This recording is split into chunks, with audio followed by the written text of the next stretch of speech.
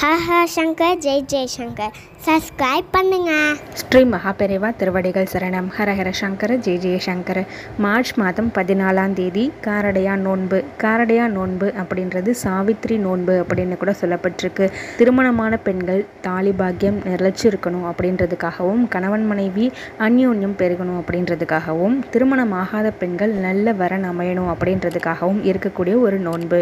கற்பில் சிறந்தவளான சாவித்ரி தன்னுடைய கணவனினுடைய உயிரை யமதேவன் பறிச்சுட்டு போனாலுமே அவங்களுடைய பதிவிரதை தன்மையினால அவங்க தன்னுடைய கணவனுடைய உயிரை மீட்டு வந்தாங்க அப்படின்னு சொல்லப்பட்டிருக்கு. அதுக்காக அவங்க இருந்த இந்த விரதம் தான் சாவித்ரி நோன்பு அப்படின்னு சொல்லப்பட்டிருக்கு. இந்த காரடையா நோன்புல நிறைய சுமங்கலி பெண்கள் தங்களுடைய வீட்டில் இந்த காரடையா நோன்பு இருப்பாங்க.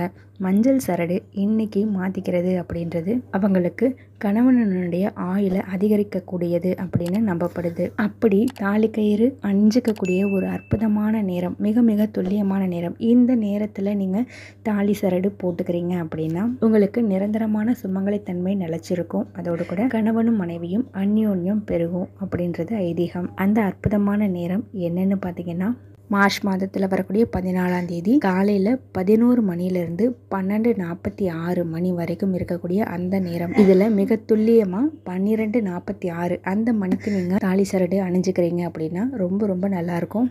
ரொம்பவே சூட்சமமான சக்தி வாய்ந்த நேரம். இந்த நேரத்தை பயன்படுத்திக்கோங்க. ஹரஹர சங்கர ஜெய ஜெயசங்கர.